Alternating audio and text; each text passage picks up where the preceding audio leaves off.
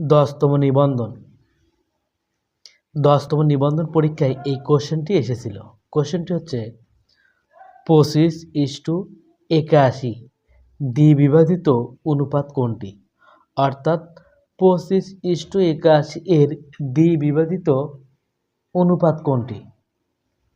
এ 81:25, B 5:9, C 25/2:81/2, D 9:5।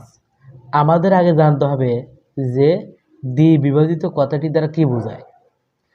দ্বিবিভাজিত কথাটি দ্বারা মূলত বোঝায় হচ্ছে দুইটি অনুপাতেরই বর্গমূল, অর্থাৎ অনুপাতের যে দুটি রাশি আছে এই দুটি রাশির হচ্ছে বর্গমূল।